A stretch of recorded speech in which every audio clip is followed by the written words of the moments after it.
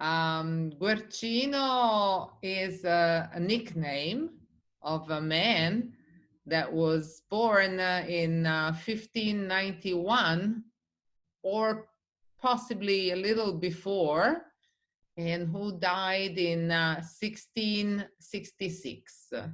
So we're talking about the Baroque period, the Mannerism and Baroque style. And this pink building, it's due to the lights now illuminating it at night, but it's a small military fortress in Cento. Cento is a little town 35 kilometers away from Ferrara to the west, and 25 kilometers distant from Bologna. So he was born in a place that in those days was under the control, under the administration of Ferrara, but under the Archbishop of Bologna. So because he became very good and famous, we still fight between Bologna and Ferrara to get the privilege to have given him a born place, you know, a place to be born. And this is a long quarrel going on since ages. Guercino is not his name. His name was Giovanni Francesco Barbieri. But Guercino is the kind of nickname you get in a small village, or maybe everywhere on the world, because he was cross-eyed, probably due to a shock when he was a baby. His right eye stayed fixed towards the inside, towards the nose. They kept calling him the little cross-eyed boy. So Guercio in Italian means someone who either is missing one eye or is cross-eyed. And with this name, he went on, because you don't get it, you don't go away from it anymore. The curator of this art exhibition was joking that still today at the bar, where in the city center of Cento, he has a friend who is bald completely, and they call him Bella Chioma. Bella Chioma means a good bunch of hair. So it's funny, it's difficult to translate, but it's the typical attitude of, you know, disrespectful friends you have for the rest of life. So I want to show you a little bit the city of Cento, that now has a monument dedicated to Guercino in the main square. And it's a lovely city. You see, this is the monument, that's the main square, this is the town hall. And inside here, there is the local art gallery. But Cento was in the epicenter of the earthquake in 2012. So it got completely damaged. And we are still trying to fix it. So the art gallery is closed now and was temporarily transferred into another church. That is the one we're gonna see now. This is the theater, so a city, a little town with a huge, beautiful theater called the Teatro Borgatti, from the sponsor name. This is Cotto decorations and stone. And you see the fence is due to the earthquake too. Sad. The city has a main street called the Corso Guercino, obviously, and porticos. The colonnades are typical of northern cities in Italy. So we don't meet in any other place normally than the main square or under the porticos when it rains, when it snows, or when it's too sunny during the summer. And porticos normally have some religious vow, some dedication at the beginning because it's a very Catholic old city. Um, these are some ancient houses with the portico in wood. This goes back to 1300s. If the wood doesn't burn or get rotten, it fossilizes kind of, like we saw with Gary and Ellen in Bologna, for instance. And you can see the inlaid wood that holds the wall and also makes the separation between one room to the other. This is the church, St. Lawrence Church, where the Beautiful. exhibition was held. And this is the inside, very Baroque church. So it was fitting perfectly the atmosphere. So I'll show you some image that gives you an overview inside the church. And you can already notice the dimension of these paintings is huge. We call them pala d'altare, an altar piece. So there were many. And in the whole of the exhibition, we had about 80 paintings, plus some series of frescoes and some drawings of him.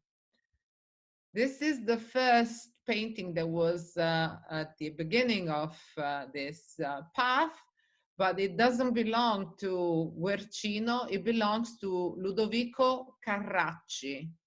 Ludovico Carracci is an older painter, famous in Bologna. The Carracci brothers and cousin were the triad, very famous and paid a lot in Bologna for a long time between 1500s and early 16th century. This Madonna with St. Francis and other characters, these are the two donors, is called the Carraccina, the little creature of Carracci. But in the Bolognese dialect, Guercino turns the name of this painting in La Cara Cinna. Cinna or Sinna is a dialect word for a teeth, the breast. So the dear breast where I feeded to become a famous painter. And this is the only master he chose in his life officially, but we know that he was looking also at some Ferrarese painter. I want to show you a detail here now, and then I'll show you the other paintings.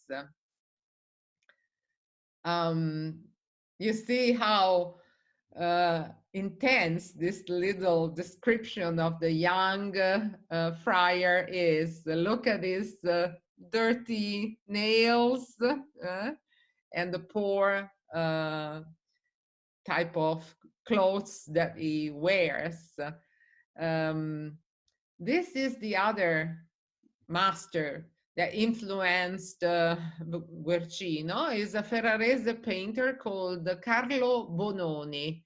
Is very peculiar because of his bright colors, this bucolic kind of atmosphere, and the poetic putti, the little angels here. And this is one of the first paintings that Guercino produced. The image of the art exhibition was dedicated to this, oops, to these two little angels here. Look at the beautiful dress, this fabric blowing in the wind. We don't know where the wind comes from. Um, these angels are even a little bit um, mimicking something sensual.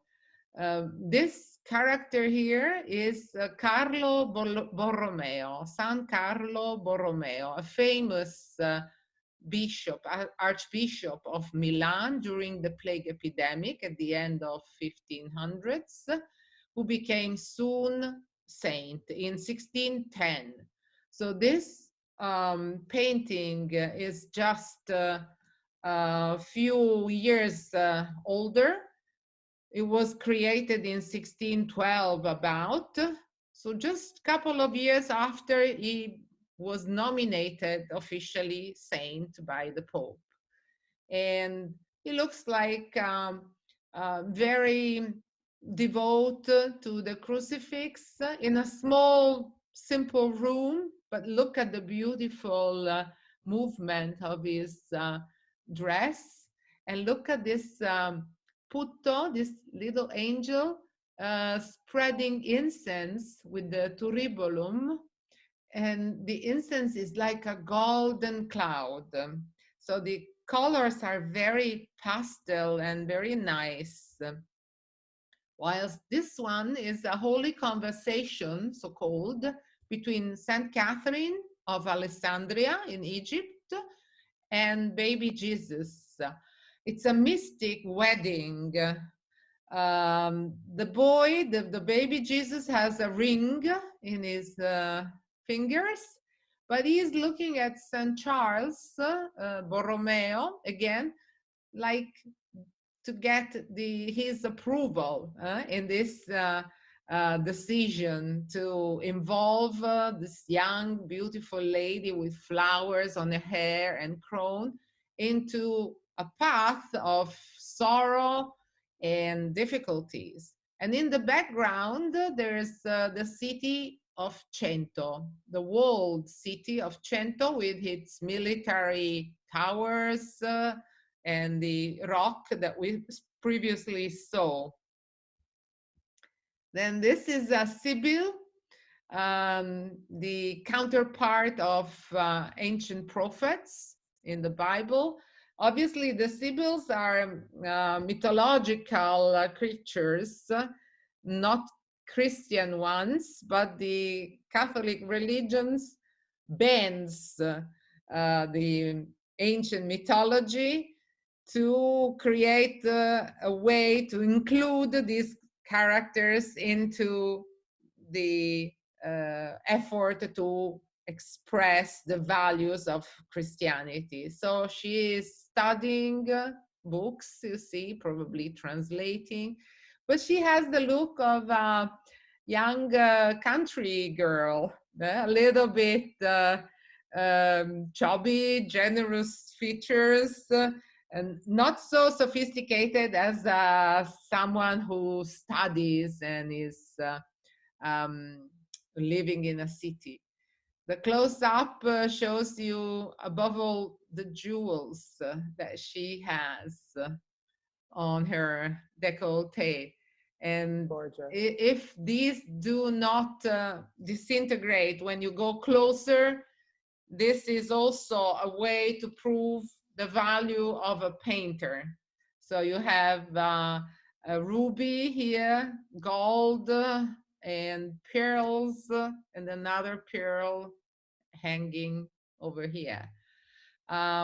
It's a subject that he loved a lot in his life, so he came back to paint other Sibyls, and these are more elegant, more civilized ones, but years after. This was not in the exhibition. I just found one to show you the difference. This is another painting that was in the exhibition. It's a Franciscan saint, San Simone Stock, who gets a scapolare, a special gift from the Virgin Mary. You can see the enhancement. It's something you hang on your neck, you wear on your heart, but it also goes around your shoulders. So you fix it like a bust. I don't know how to describe it. I wonder if you have ever seen something like that. It's called the scapolare. You can find it on the internet. Scapolare.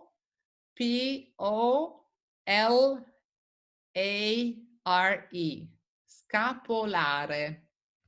The scapole are the wings in our back, on our shoulders. So look at the intense gesture of faith that he expresses, but it's not melodramatic. It's just pathos that Guercino is capable to create. Look at the dark shades on his dress, etc. The beautiful boy, baby boy, and on the side of the saint, there's this scenario of an angel carrying up a soul from the flames of hell. Here is a demon with the fork and other dark creatures. I'll go back so you can see where it is. It's here, huh? Because this was in a church that was due to celebrate masses to liberate the soul of dead family relatives from purgatorium. So the more you were paying masses, the sooner your beloved ones were taken up to the heavens. Believe it or not. And this is a very nice canvas dedicated to gorgeous. The dinner in Emmaus.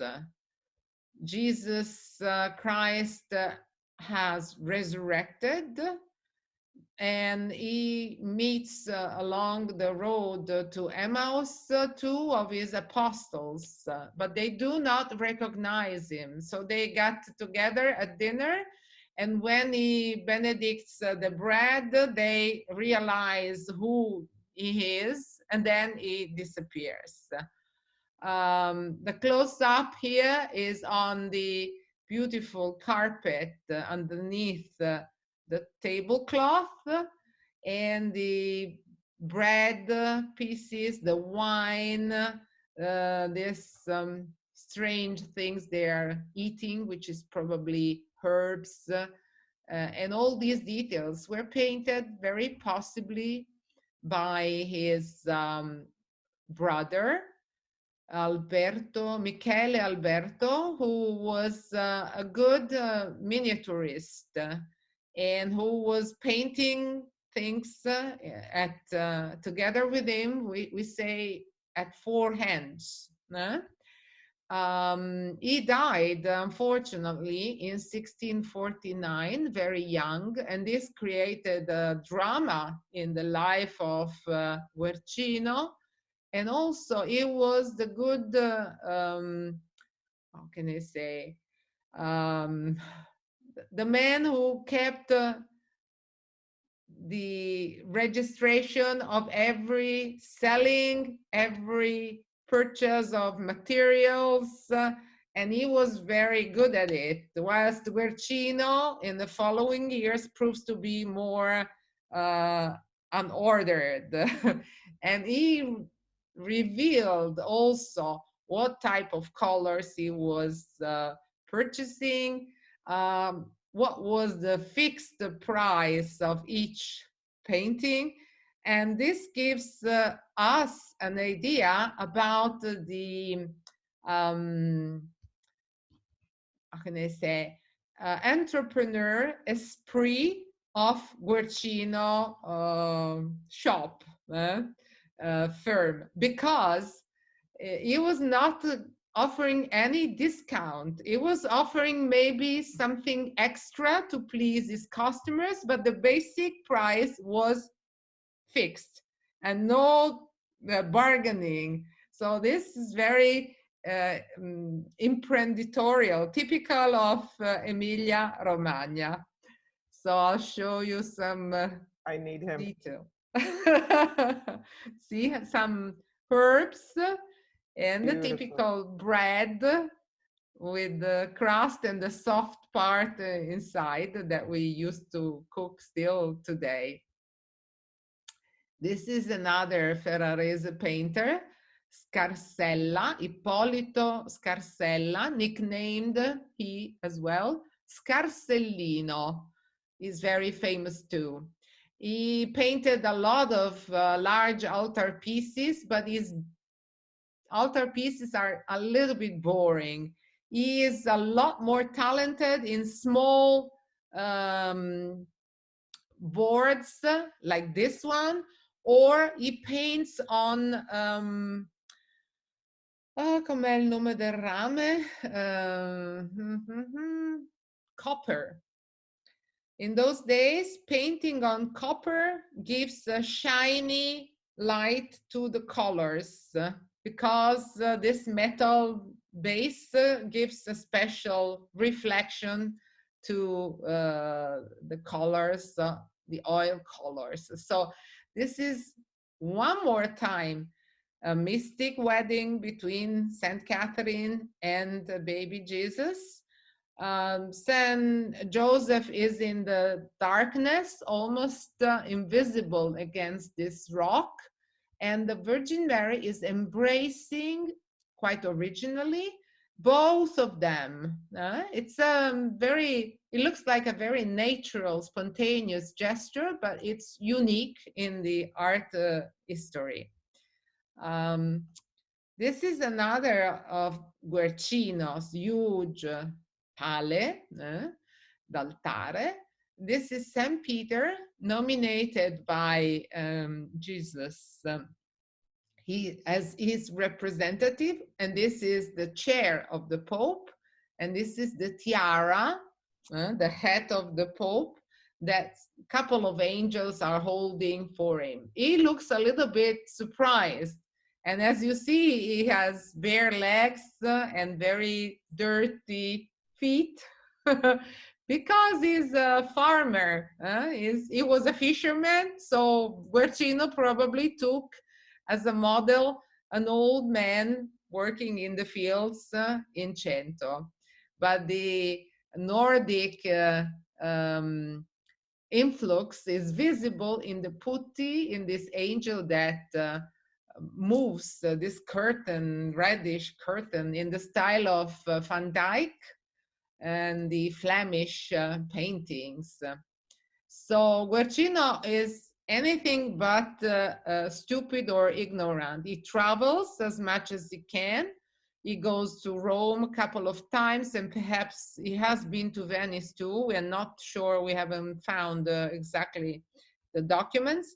But he was invited at a certain point of his life in Paris and London to paint, and he sadly refused. He wanted to live in Cento. He was comfortable with it. He was producing a lot anyway. He lived a long life and created an incredible number of paintings, which are in every museum in the world now. And you can look for Italian rooms, halls in the museums in Boston or New York, Spain, France, and you will find some Guercino for sure. His production is immense, but he never wanted to go to live abroad. So in Paris, in his place goes Rubens, and Gentileschi, Orazio Gentileschi, goes to London instead of him. So he gives way to a couple of good colleagues anyhow. Um, this is St. Francis, who was praying, as you see. So it was in a sort of mystic atmosphere.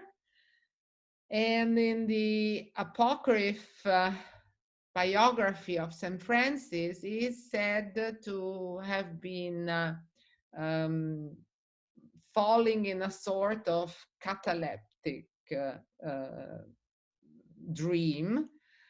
And the Fioretti of San Francis tell about the fact that he was waken up by an angel. That's the angel. Just San Francis was Angel of God. living in the 1200s. He died in 1221. So there were no violins in those days. Actually, it's a viola. It's a viola, but Guercino puts something of his time in the arms of the angel, and the arch, you see this thing that the angel uses to play the viola, is not the way we have it today. It's made in the way it was in the 1600s. So he knew about music for sure, Guercino. He loved music as much as Carlo Bononi in Ferrara, and he added some touch of this and that in his paintings. Look at the landscape. Every scene possibly is created in exteriors, and there's always a dramatic sky with these golden clouds, and there's a variation of this painting in the Louvre because the French army obviously had stolen a lot from Cento and taken it to Paris. This is the other one is San Bernardino, Bernardo, another Franciscan brother, friar, who used to preach about the name of Jesus Christ. You have seen this symbol in Italy is on the portal of many houses, and the initials here are J or IHS, which in Latin stands for Jesus Hominum Salvator. Jesus is the savior of all the men. So the object is here, but the friar is praying an image of the Virgin Mary that is in Loreto, a city in the region Marche. The story goes that the angels flew the house of the Virgin Mary to Loreto from Israel. It's a long story. We can tell it another time. Anyway, the image is very, very old and is kept in Loreto still today, is believed to have made a lot of miracles. So they take the image in procession every year, dressing it up with beautiful fabrics, jewels, etc. The contrast here is between this altarpiece, which is outside, we don't know where, in the middle of the countryside with this incredible sky, the light of the sun, which is striking, you see, and the face of the Virgin Mary, which is in the darkness. The angels are just about to lift this veil up. So a curious creation to make a different type of painting. You have to have ideas to do this. And he was a very keen drawer. Is it? No, sorry, a designer. He was drawing every day. And for each painting, we have at least 5 or 6 preparation drawings, essays, and some are kept in Cento. They have not been documented completely yet because they found an incredible number, about 2,000. So they have to set an archive, a very modern archive, to let everybody see them. Let's go on. So this was the main reconstruction of the private chapel that eventually, when Guercino became quite economically safe, not rich, but well-being, both in the main church in Cento, in the cathedral. The cathedral is called San Biagio because San Biagio is the patron saint of Cento, and he bought a chapel for his family to bury everybody in the family inside there.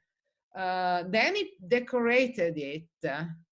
In the end, it is not lying in this church because of a battle between the family Farnese and the Pope. The area of Cento became very dangerous towards the middle of the century, and his Mecenas invited him to live in Bologna, giving him a house there. So he died in Bologna and is now buried in the church of San Salvatore. The house in Bologna is visible. Now there's a gym, shop, and yoga center, vegetarian center, but they are very nice and they let you in if you ask. So the altar in Cento stayed unused. And he painted a beautiful crucifixion and huge pala for this chapel, plus 3 pieces up here with Saint John the Baptist, Saint Francis, and the Godfather. But consider the name of Guercino: Giovanni Francesco Barbieri. The beard of the Godfather is supposed to allude to his surname, and obviously St. John, St. Francis, so Giovanni Francesco Barbieri. We can have a close-up now. This is beautiful. Look at the drama here, the clouds, the stormy weather. Jesus is about to expire, to die. And St. John is very young and colorful. The Mary Magdalene is beautiful. Look at the Virgin Mary. And here you have a close-up of the fantastic hair that she has, and all these colors are complementary colors. So the blue goes with the yellow, the purple goes with the green or orange, etc. So he never turned into the classicism of Guido Reni, another famous Bolognese painter. He stayed on his bright sense of naturalism and earthly colors. Whilst Guido Reni, who's very famous too, paints everything gray, very mystical, very nearly romantic. Instead of idealism, Guercino is with his feet right on the ground. And we can have a closer look at this beautiful guy who represents St. Francis. This other one is another model that we will recognize in other paintings. And this is the Godfather. Inside the church, there's a stuccoed frame all around that we couldn't move inside the exhibition that is says gorgeous. there, yeah, if it's not too damaged by the earthquake, because the entire cupola came down. So you should see the photos. The fire police did their best in the same day to take out these masterpieces. Uh, this is another painting that came in the exhibition. I took the photos, so there's sometimes some problem with the lights. Even in a big museum, you have to help your visitors moving around to find the right spot. But I wanted to take a photo in front, exactly in front of the painting. And I can show you this reproduction that gives you a better idea. So look at the beautiful putti. This one has a lot of black hair. Is holding What is a my crown of stars. Excuse me. The image of the Virgin Mary has substituted the original one, and this painting comes from Brisighella, beautiful country over the Apennine, another place where you should go one day. Sorry. But look at the beautiful two saints. This is Saint Francis, and this is Saint Louis, King of France. So he has the crown, the hermit, the scepter, and everything.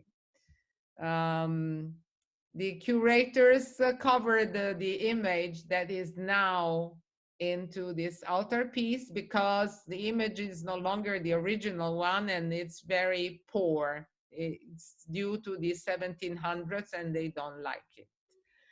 This is a lovely Virgin Mary with the baby in an interior.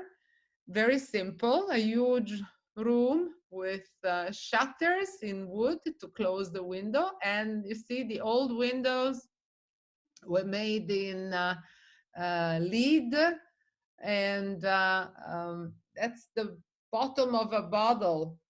We say uh, the S of the bottle.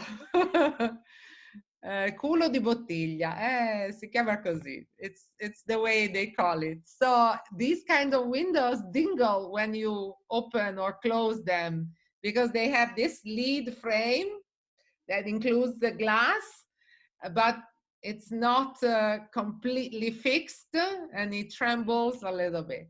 The baby Jesus has a little bit of uh,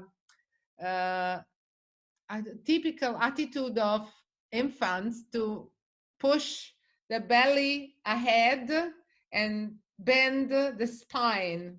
We call it lordosi. And the mother is helping or teaching him how to benedict. And you see how serious he is. Goethe, who came to Cento to see the work of Guercino, loved this piece particularly because he was Protestant and he believed in preaching in a small, simple place like this room here described.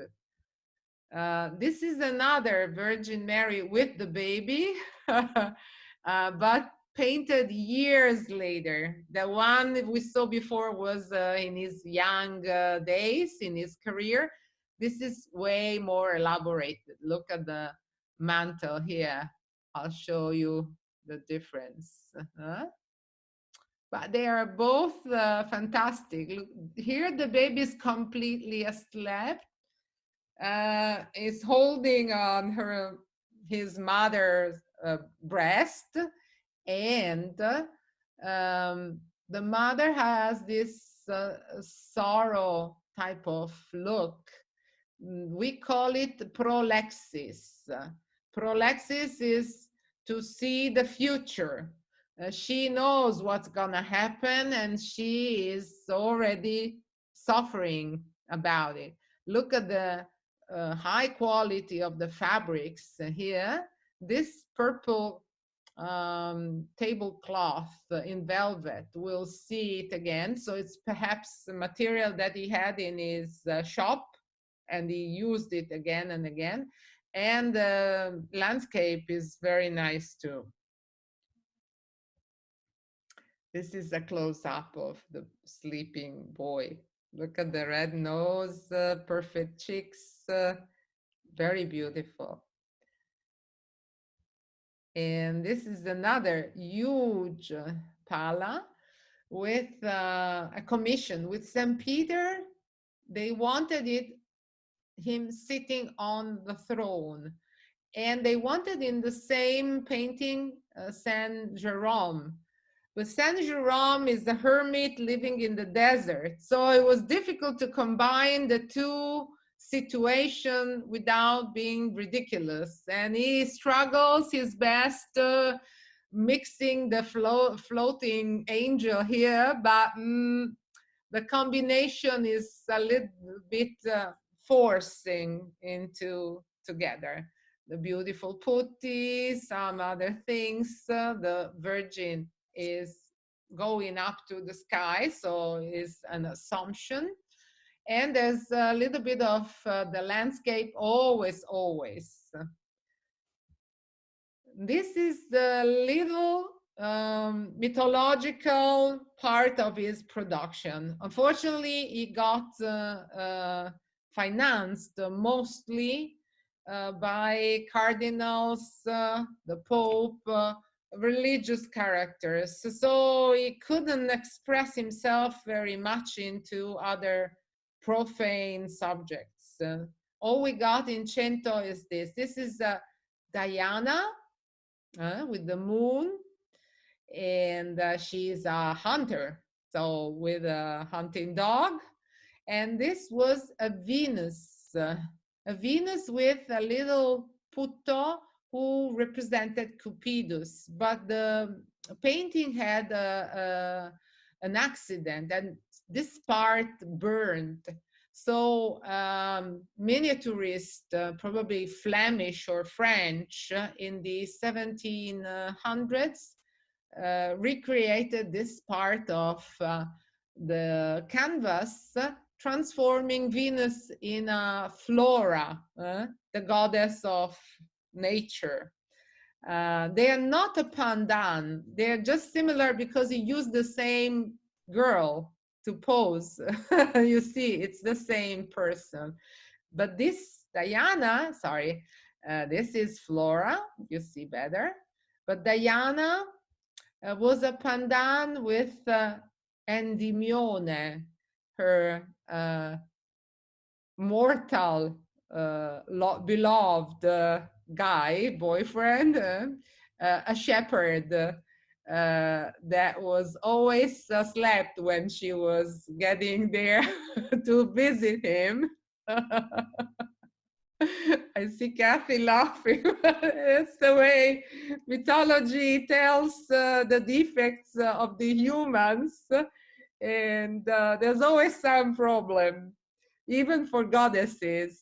This is a close-up of the dog, which I love particularly, but The it's dog is plain to amazing. see that Guercino loved the dogs and he captured them in different moments in his life. Look at this. There's always a fantastic city in the back. And this is another one. Wonderful. We don't know the specific race, the type, but they are cute anyway. And this is a lagotto.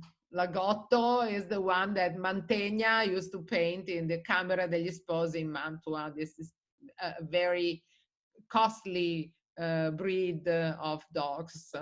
Perfect. He looks annoying. Yeah, he looks polite, educated, well educated.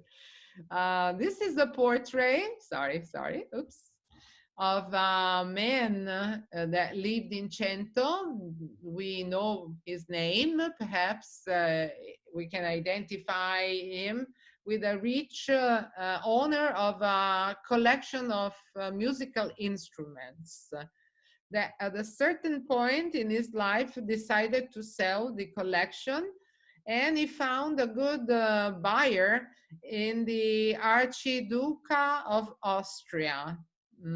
So here he has a letter to be introduced to these VIPs, aristocrat in the Empire court, imperial court, and this is some music. You see the same purple cloth that we saw before, huh? So this is a close-up of his hand with a leather glove that we can see very well. He has a ring underneath the glove that makes the glove bend, you see. There's a little bit of bubbling in the skin, in the leather skin. Look at this beautiful. Those are beautiful. Arm, I don't know how to call it. It's the end of Ruffles. the shirt. And you see how they used to write, Archduke and Austria, you see, and the music is real, they say, so it's a song that one can play, so can probably be recognized, because nowadays with the computer, if you give part of text, the system can find which song it is. The musicians are Gary and Ellen. I'm not so specialist. Okay. This is Guercino. Gary was just trying to whistle the tune. Oh. Oh, that's funny. I can send you the photo if you like after. This is Guercino in his late days. He died at age 67, or if we decide to bring back the date of his birth, instead of 1591, now the scientists are studying and they're thinking about 1575. So he lived over 70. And fashion is to wear long hair, mustaches, a little beard, you see, little one here too. And this guy here is a poet from Bologna who spent his life complimenting Guercino, like today art critics are needed for a modern contemporary painter. In his age, he needed someone to cheer him up. And so he did his portrait. This is on the wood, you know, that holds the canvas. And it's a self-portrait with his mentor, let's say. Beautiful frame nice. all around. And this is a younger self-portrait of Guercino. And you can see that the eye here has a little problem. And he portrayed himself in 3/4, like Velasquez, not to show exactly his worst face side. Good selfie. Yeah, you can see in this sculpture, the eye is completely inside. This It's is not done by a friend. I like people cross-eyed. I really get intrigued by the fact that you don't know where they are looking when they talk to you. So I have a couple of friends. One I met in Barbados who was really intriguing. Mikey Surkuf, a friend of Briggs, Nick Briggs. Anyway, this is a bust that some friends of him dedicated to him in his days. You see, he's dressed as a priest because he was part of a congregation in the church of San Biagio called the Collegiata. And he was like a laik follower, maybe collecting money, helping, rising up something to help the poor. And this is another beautiful portrait of Guercino that is in the collection of a private famous man in Ferrara now. I don't like him, but his collection is really fantastic. And this is a lawyer,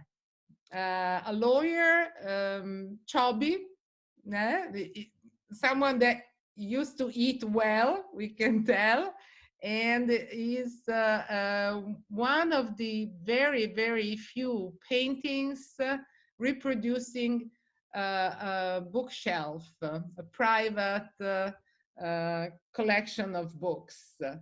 So apart from one in Bologna's Music Museum, this is the only one I've ever seen. And these books are completely correctly described. It's all about law. And he has in his hands the ultimate criminal code of his days. So he shows that he has all the classics, but he also has the latest emission publication. This is, Advertising poster. eh? An advertising poster for the lawyer. Yeah, he's obviously promoting himself. And this is a painting of the Virgin Mary that gets taken to the sky, to the heavens, that was set very high in the church, like a kite, because in the real church where she belongs, she has to be seen from down looking up. So it's painted in this way. It's not that the painting is bending.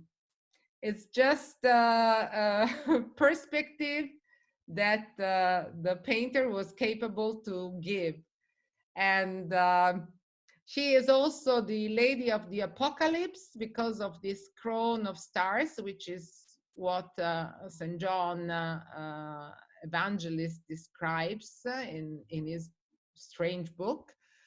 She's about to meet the dove, so the Godfather, the Holy Gospel. And these putties are physically pushing the clouds up.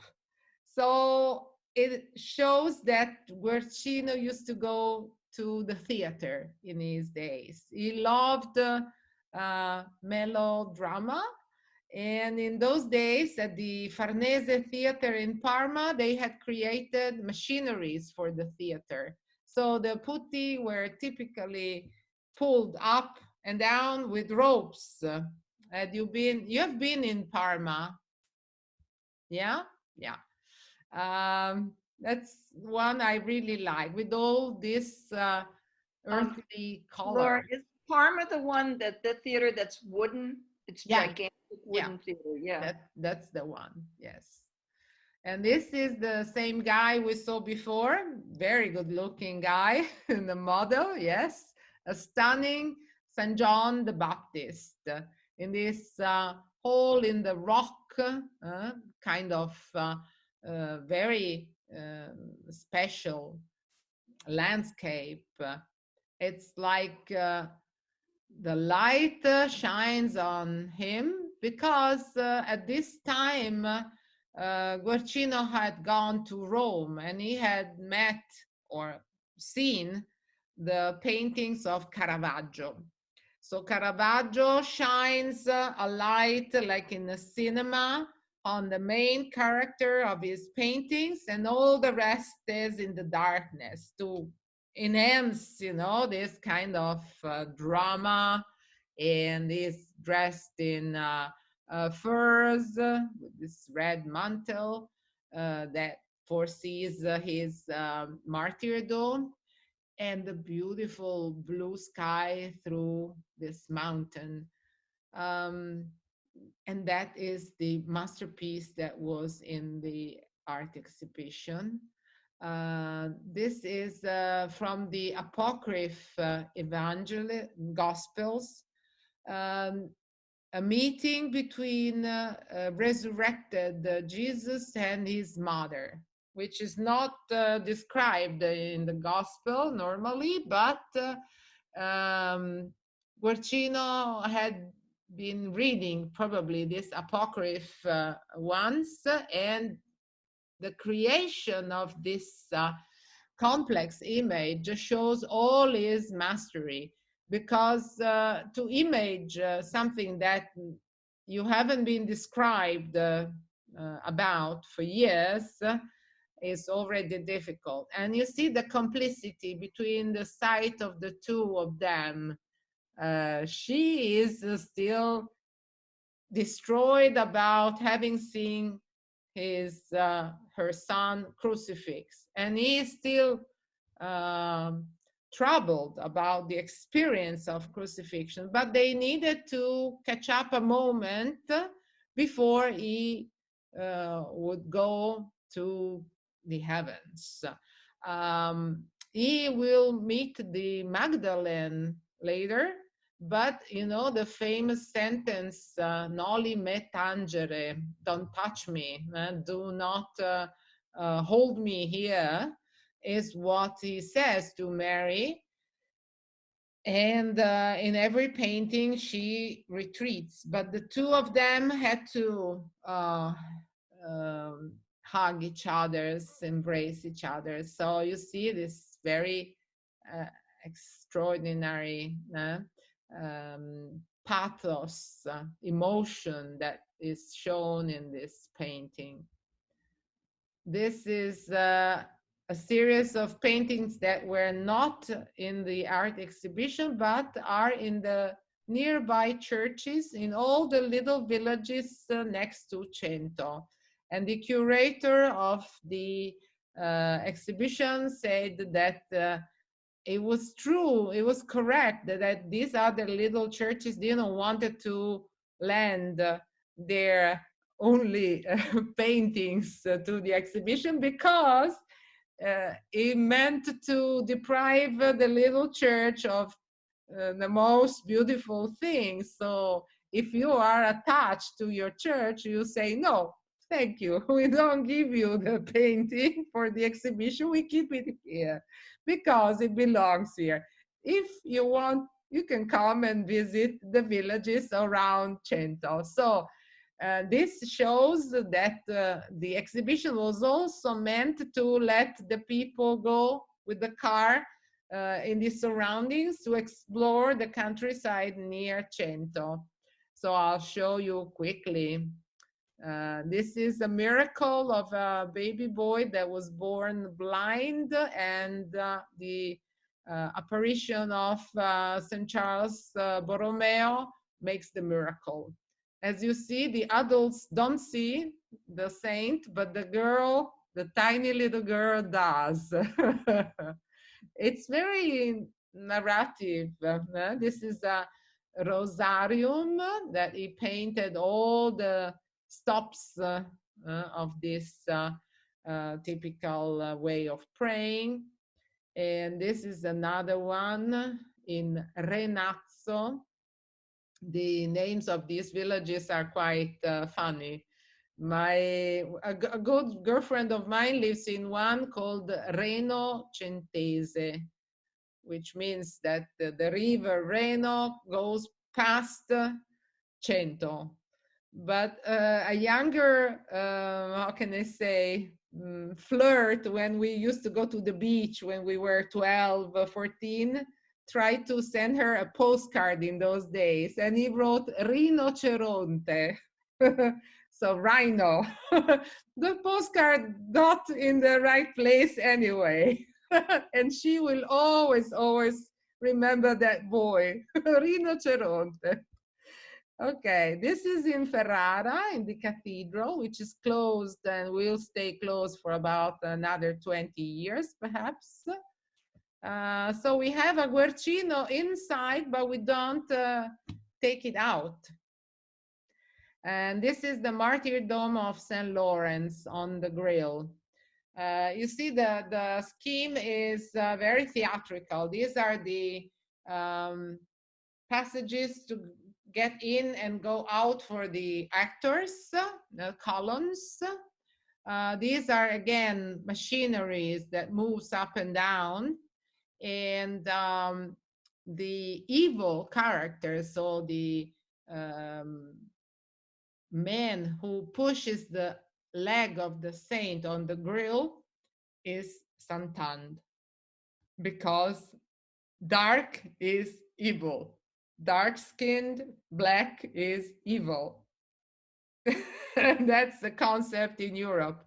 Uh, the young saint is very white and good looking, because it's easier to feel pity for someone so um, uh, armless, how can I say, sorry, so so weak, and so good looking. Imagine all those nuns who were not meant to go to a monastery but had to go because the family wanted to keep the money.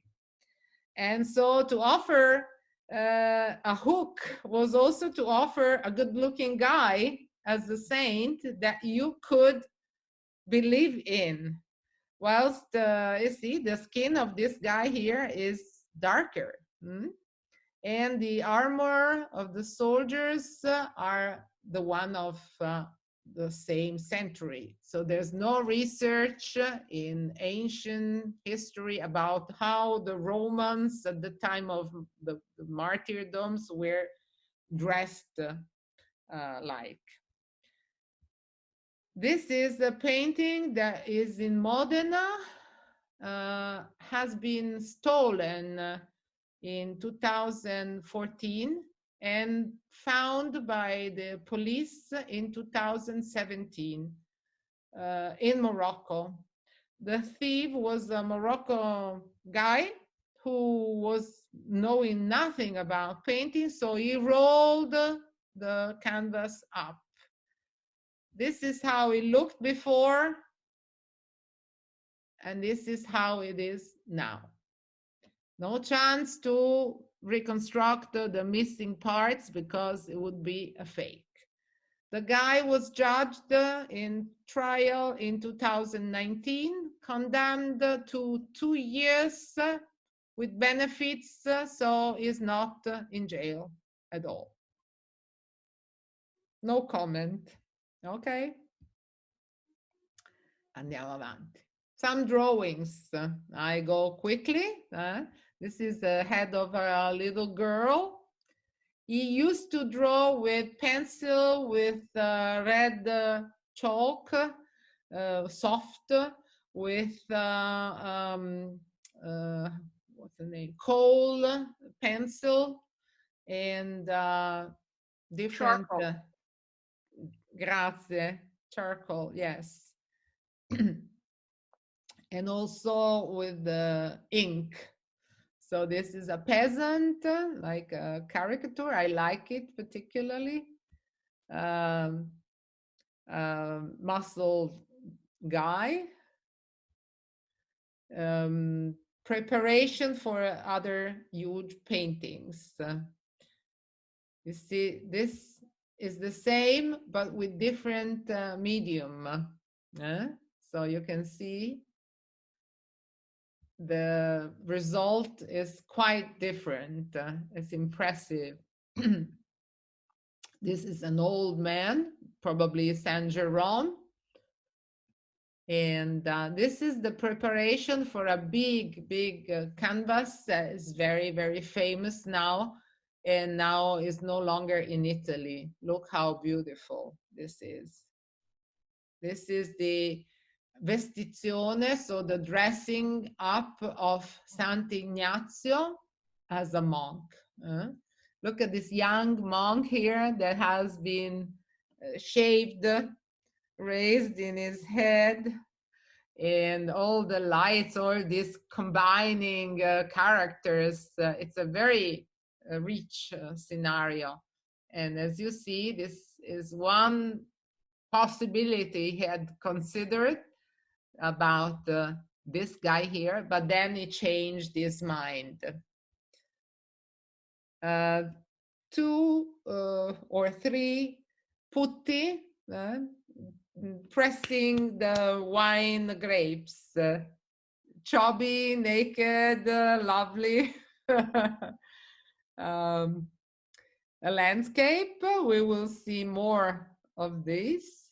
This is sanguinea, red chalk, and another pala with the Virgin Mary. A saint, Sainte Geneviève, possibly. And this is San Biagio, the patron saint of Cento. He has the city at his at the level of his head. You see it, a walled city. The gates of the city are still there even today, so we can recognize Cento very well. Another saint or a nun, Saint Joseph with a stick with flowers blooming from the stick, a putto, another old guy. And this is a saint doing a strange move. We don't know exactly, like a surprise. But Doing look at how, sit-ups. sorry? He's doing sit-ups.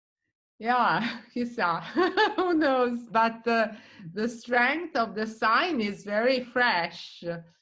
So you see, it was continuously trying to create something. And these are his successors, his heirs. He had a brother, two sisters. The sisters married the two sons of his first teacher. And then they had kids who became painters in his shop. And they inherited the house in Bologna and all the other paintings. They were skilled too. This is again a third version of the previous one we saw. And these are the frescoes. This was in the house where he was born, and the legend goes that he painted this at age 8. The fresco is very damaged because it has been detached twice from the wall, because they moved to another house and they took the fresco with them, and then the fresco was removed again another time to be framed in here. The image that he tried to paint is the one described in this old print. Is a Madonna from Reggio Emilia, the city of Reggio. Very famous. It's called Madonna della Chiara. It's a beautiful church in the city of Reggio Emilia. He painted the same subject when he grew up in a very beautiful way, more elaborated, you see. And this is one of the houses where the frescoes we're gonna see came from. It's not one house, it's a group of houses that goes around the block, very old houses. The owners was a family called Pannini, and they had all the shops down here and 16 rooms upstairs. So each room was frescoed. Unfortunately, those who decided in the 19th century to remove the frescoes did not consider the frame valuable. So they just took the tondo or the square in the middle and destroyed the rest. Che peccato. So these are two putti it's a young Guercino that works in 1615, you see, to do this with a team of other painters for help. So you can see still the scratch of the lines because you have to finish the drawing within the day, within the time when the stucco is wet still to finish in the fresco technique. And this is a beautiful working horse in a country that was the one we have still today in Cento.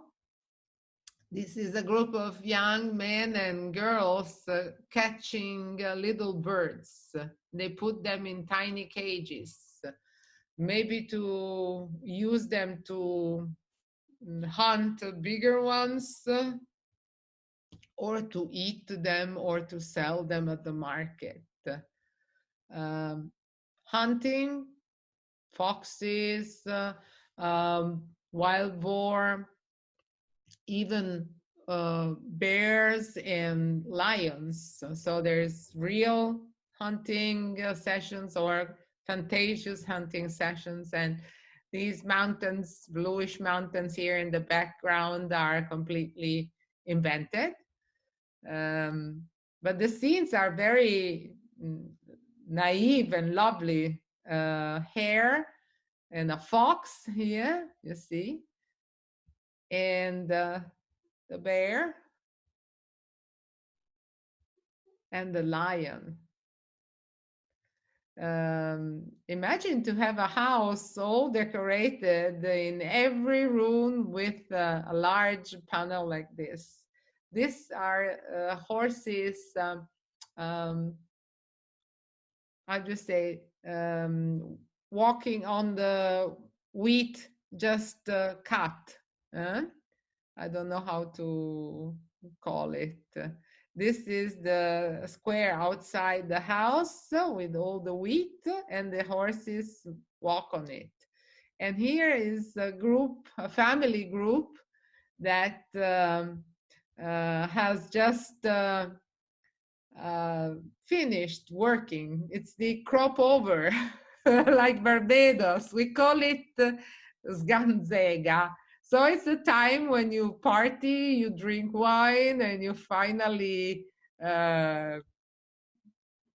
party for it. You know, there's wine and there's a fresh. We call it berceau. It's like a protection from the sun, made of wine trees, and this other one shows the cutting of the wheat in the fields. There's a woman preparing something to eat for everybody, and this is a well in the distance with two weights. To bring the water up, you had a counter weight to move up and down. This is a typical house in the past in the countryside. And this is a woman that hangs the washing. Beautiful, yeah, very fresh.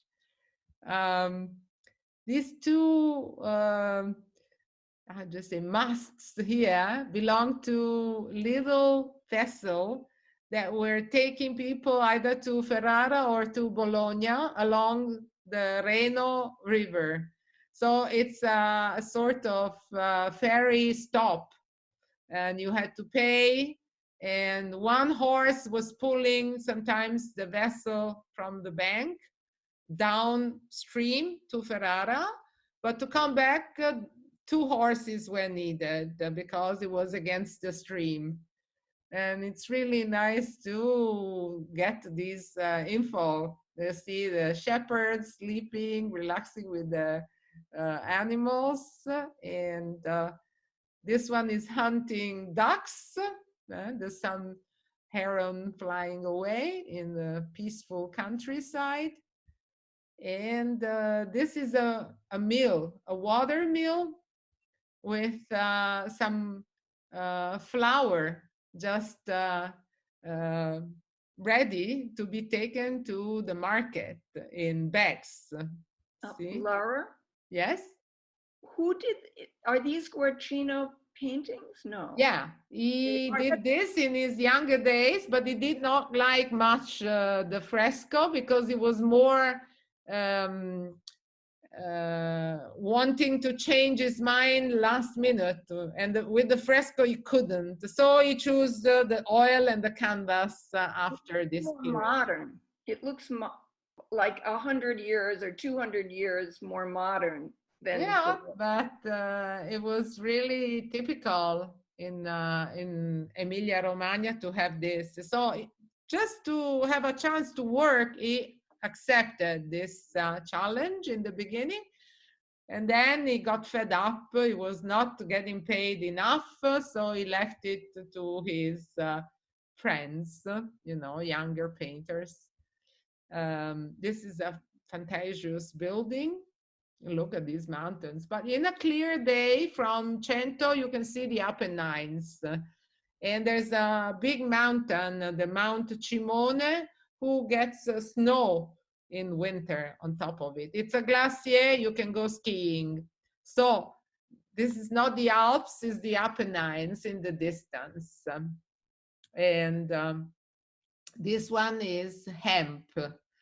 We used to cultivate a lot of hemp, not to smoke, to make fibers for English sales and so on. So you put the hemp in the water to disintegrate the plant and get the fiber out. So after a few weeks with a weight down in the water, you take it out and put it there to dry. And you see that's the description of this process. Hemp linen in the bed are beautiful. I still have some from my grandma, and it's fresh in the summer, a little bit rough, but very, very fresh, like linen, even better. So this is a mansion of a rich aristocratic family who owned probably fields around. So you see the garden is a typical Renaissance Italian garden. And here they set a round table, look, under the tree that has been cut to mimic a castle, a house, something. So it's like, think about those girls now that are organizing weddings and they create these settings in the gardens. There's some idea here for them. Look at this gentleman bringing some water from the fountain. He's not a farmer, he's completely well dressed. And this is another villa, a beautiful villa in the countryside with rich people, statues, gardens, etc. This is the fishing of crabs in the river. The guys are naked and the architecture is fantastic. The landscape is beautiful too, but you can see some details in a close-up. There's a group of people passing by on an elegant boat with the shady spot organized with trees, branches, and they have a hat because the heat of the sun is probably striking. So this one has a net and they fish the little crabs. This is an elegant lady with someone serenading her under a porch. And this young guy plays very gentle to her dog. Look at this. It's very well painted anyway. If you think that this has about 400 years, well preserved above all. So some otium in the summer, something you do to relax is jump in the river to swim, and it's mostly men, and they're taking off their clothes. See the detail? It's so cute. This is an ensemble of small tablets in wood that decorated the trusses on the ceiling. This doesn't belong to Guercino. It's something that they found in these 3 houses that they have in Cento that now, oops, Ale, sorry. So we don't know the meaning of these drawings. Is still under study. And this is another little selection. There's a peacock here. Where is, oops, sorry. Ooh, I don't find the mouse anymore, sorry. Oh, là. Andiamo indietro. This is a peacock, and this is clessidra, to pour the sand down to measure the time passing. I don't know the term in English. Do you know this object? And That you hourglass. Okay, so this is a symbol of the time, because the peacock stands for immortality, and the clessidra stands for the passing of time. But the rest we don't know. There's some Latin sentences like mottos, etc. And this is a scene of a party in the countryside with a lot of people. See, there's dancing, there's food by the church here, and people freely enjoying. But there is somebody hiding under this tree with a rifle. And then the following scene is a duel, and a lot of people dead and all the others running away. So probably something that really happened, but we don't know. Some more decorations. Look at this mill again.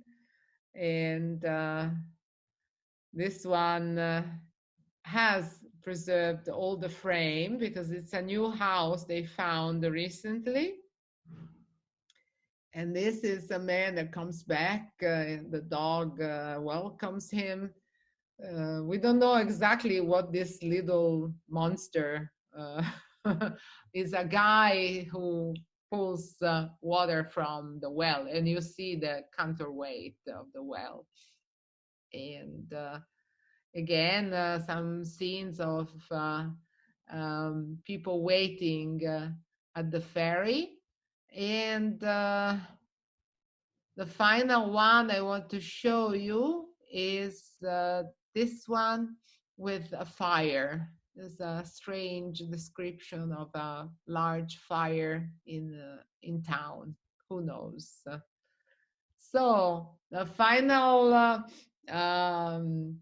image is this one, is the ceiling of the cathedral in Piacenza, completely frescoed by a very older Guercino. And that's the wish for you to come and visit Piacenza in the future and the end of this evening appointment. I hope you enjoyed. So nice. Thank Loved you. it. It's Thank you. lovely.